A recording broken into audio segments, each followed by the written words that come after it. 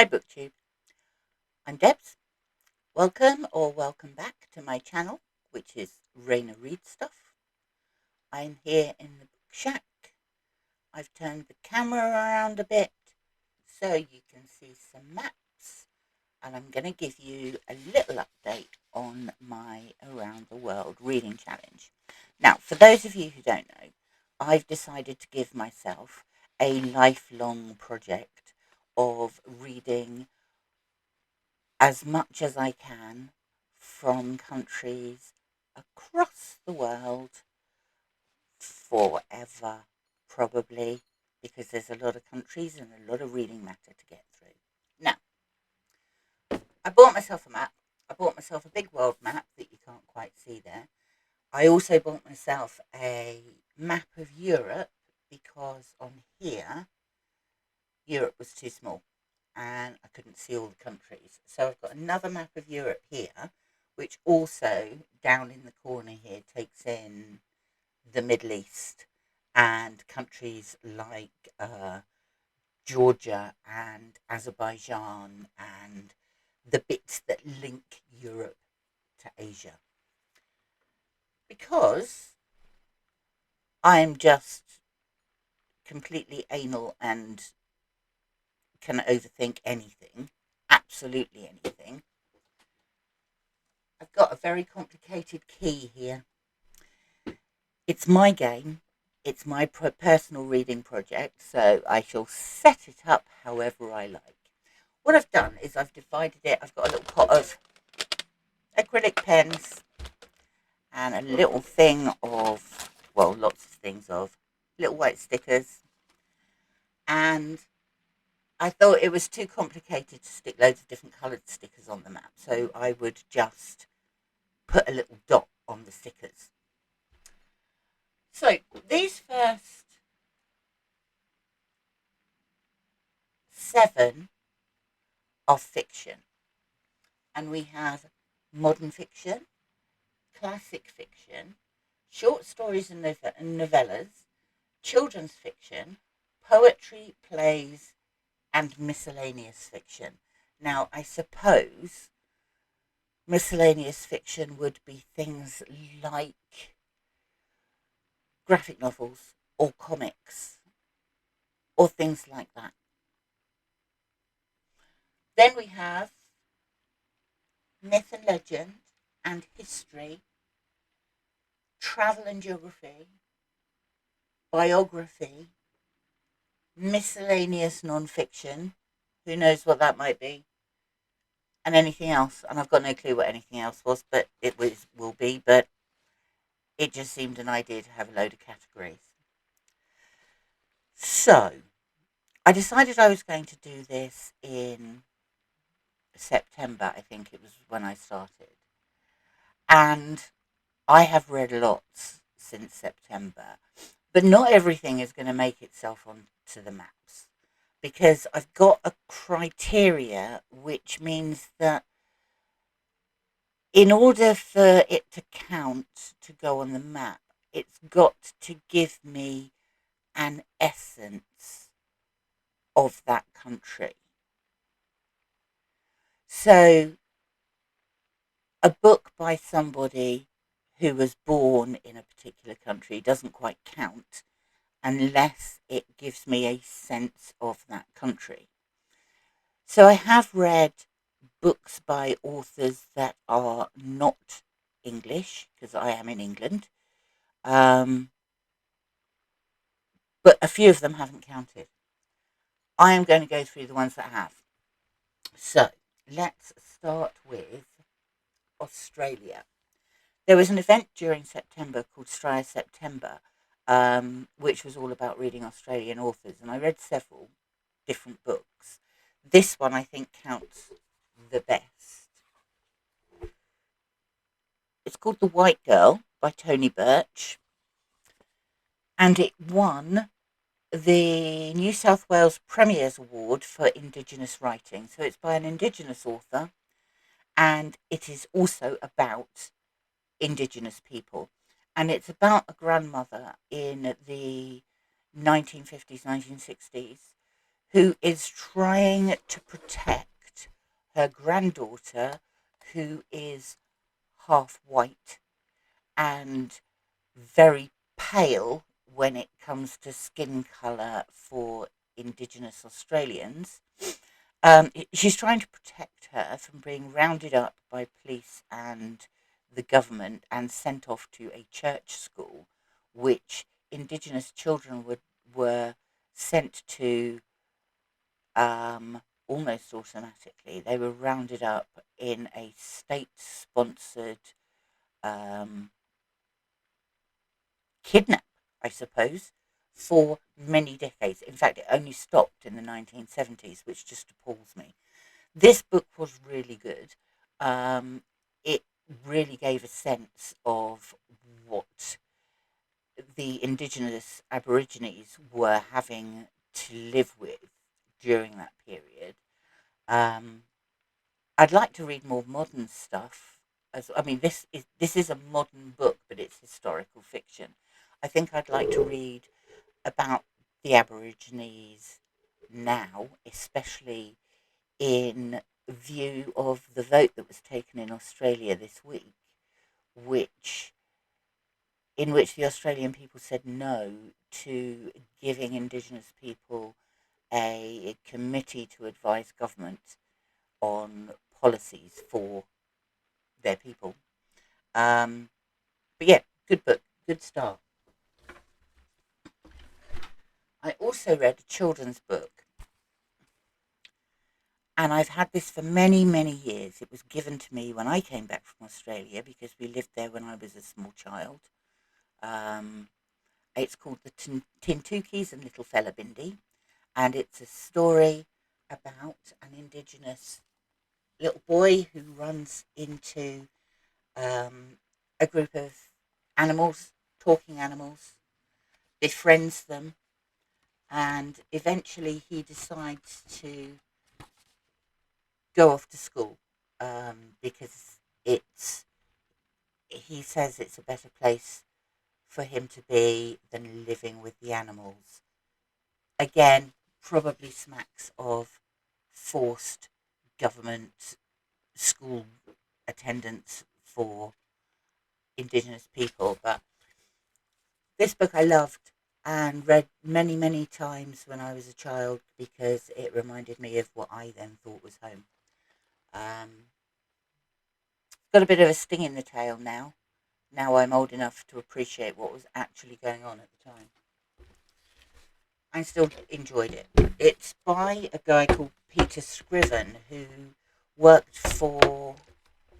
He was a puppeteer, and he actually made puppet shows of this story and took them round the country. So, where's my list? That's Australia. England has got a few on there because I took part in some more events. So Shakespeare in September was about reading Shakespeare. Now, I read 3 Shakespeare plays. I read Antony and Cleopatra, Romeo and Juliet, and Richard III. Antony and Cleopatra and Romeo and Juliet don't count because they're not about England. Richard III does, even though it's a well, you can't call it a history, can you? Really, because it was written for an audience that the Queen wasn't really that enamoured with Richard III, considering her grandfather had fought him for sovereignty of England. Anyway, it counts. Richard III counts for this, as does the Victorian literature I'm reading at the moment for Victober. And I have read another play, The Importance of Being Earnest by Oscar Wilde. That counts.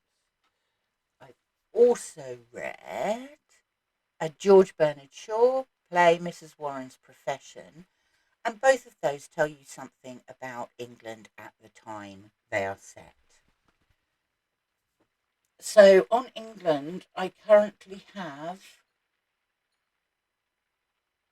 plays and also classic fiction. And for the classic fiction,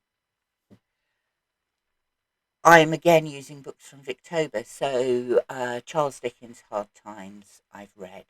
I've read some, Agnes Grey by Bronte. I've got another more modern, which I still consider a classic. This, which is by Barry Hines. It's actually called A Kestrel for a Knave, and it was then turned into a brilliant film, which was called Kes. So they retitled it, but A Kestrel for a Knave is the proper title for it. So that's England. Wales. I read this for Shorty September. Dylan Thomas is probably the most famous Welsh poet. Dylan Thomas is to Wales what Robbie Burns is to Scotland. I didn't read any of Dylan Thomas's poems. I have read some before. I find them difficult, but I read this for Shorty September, and it is the portrait of an artist as a young dog. It is short stories that are all autobiographical about him growing up in the Swansea area of Wales. It was really fun. Quirky. Dylan Thomas writes in a lovely, eloquent way. One day I am going to tackle some more poetry. But for the time being, that went on here for Wales. I haven't got anything from Northern Ireland at the moment, but I did read this, Irish Myths and Legends, as I have a separate category on my chart for Myths and Legends. I'm looking forward to some Greek ones. I've also got some Maori ones, which should be interesting, and Persian ones. But anyway, these are some Irish ones. Thankfully, it's got a how to pronounce things guide in the back, because I find Irish Gaelic, the letters don't do what I think they ought to. They do something completely different. So my pronunciation struggles somewhat. This was interesting, though. It's obviously designed for children. It's got some lovely illustrations in it, and it dealt with a handful of the most well-known Irish myths and legends. We move on to...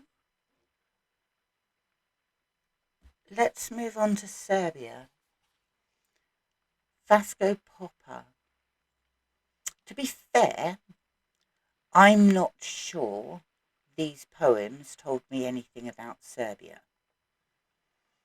And I'm not sure that a lot of poetry tells you about the country of the author. So for poetry, I'm going to make an exception. These, some of them I got, some of them went whoosh over my head. I think I'd probably have to read them again. Popa was, it says he was from the former Yugoslavia, but he is actually a Serb. Well, he lived and was born in and raised in an area that is now Serbia. So I'm counting him towards Serbia. I think that needs a reread, but not yet, because I've got too many other things to read. Right, 4, Pippi Longstocking is for children's book for Sweden, Astrid Lindgren. Now, you can see I'm a bit of a Moomin fan, but I read the whole set of Moomin books about probably last year, so I couldn't count those, because this challenge is starting from scratch from September, when I first decided to do it. Pippi Longstocking is great. Astrid Lindgren writes, I suppose they're sort of like the Roald Dahl books for English-speaking readers. Pippi Longstocking is a kid who does what she wants, just like Matilda. And she has the strength of 10 men. She doesn't go to school. She's 11. She doesn't go to school. She doesn't want to go to school. School doesn't want her to go either because she's too disruptive. But these are her adventures with her friends who live next door. She lives on her own. Her father is at sea, and her mother disappeared years ago. Um, and they're just fun stories.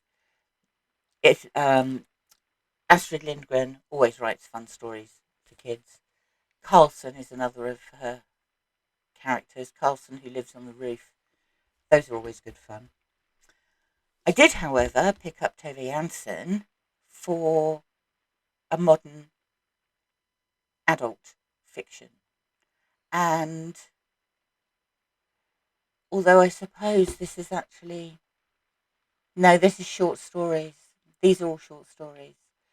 Tove Jansson is just the most dreamlike writer. There's never really much of a plot in her stories, her adult stories.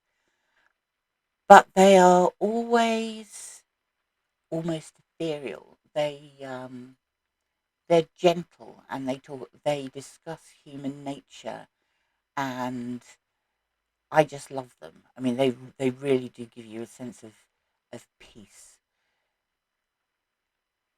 A lot of these in here, in this book, she wrote. We have central characters who are elderly, and it's certainly one of the last books of hers to be published. She wrote it in later life, and there are elderly characters in a lot of the stories. Letters from Klara is great because that's an elderly lady who's writing to a wealth of people. Her solicitor, she wants to change her will. Her goddaughter, a friend, various other people giving them advice, and it's almost like the lady Klara feels like she's on coming towards the end of her life, and she needs to straighten a few things out before she does. But there's lots of stories in here, and they're lovely, and they also have a great sense of the Swedish countryside. Tove Jansson and her partner spent a lot of time on islands off the coast of Scotland, little island communities, and a lot of these are based on those islands, and it's lovely, lovely, lovely, lovely. I have several other ebooks. Oh, Russia. I read Uncle Vanya's The Seagull. I've had a bit of a play blitz in the last couple of weeks. I didn't read plays at all for years, and I decided this year I was going to try and read some more. Completely failed until September. And since then, I've read 3 Shakespeare plays. I've read that George Bernard Shaw, an Oscar Wilde play,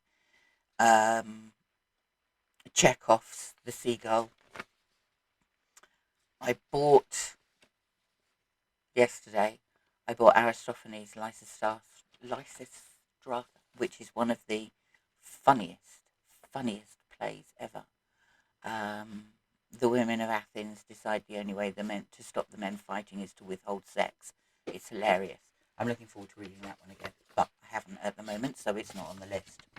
The final one, I found this in a second-hand shop and was absolutely delighted to have found it because I know very little about Azerbaijan other than the fact that I'd really like to go there. In fact, I'd like to go there to watch the Eurovision Song Contest specifically.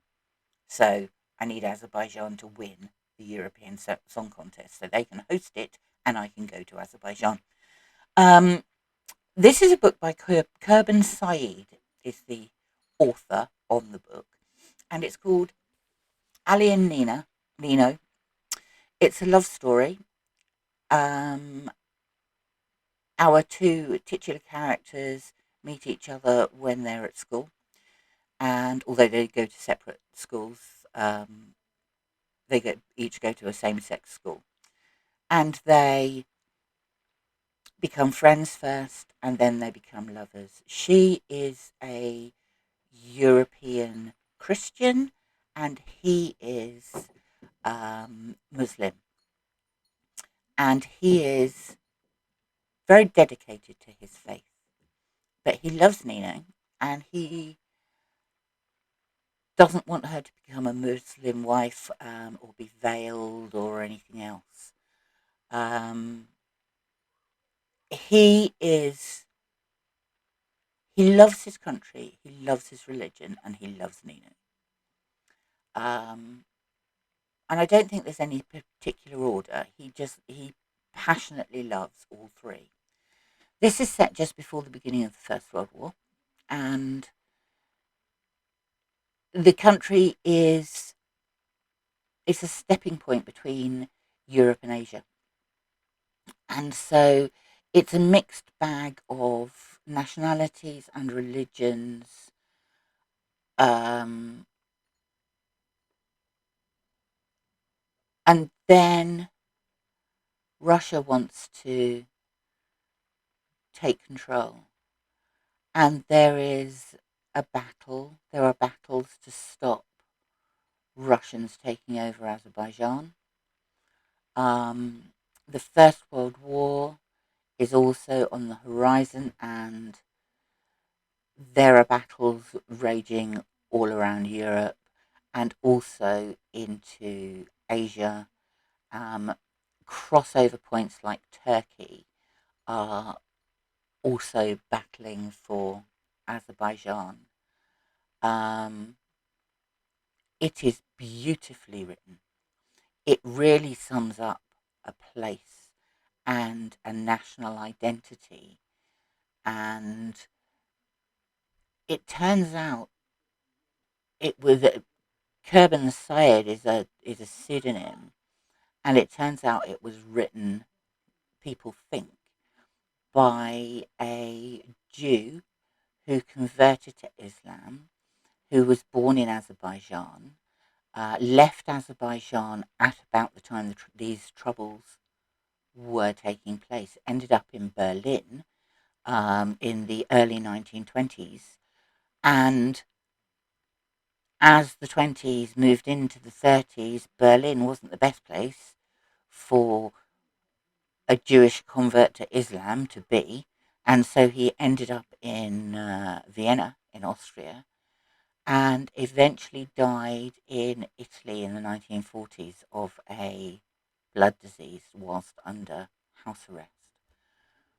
But this book was so lovely, and I don't know any other authors from Azerbaijan. Um, this is the one I think I'm most pleased with since I started doing this little project. So that's it so far.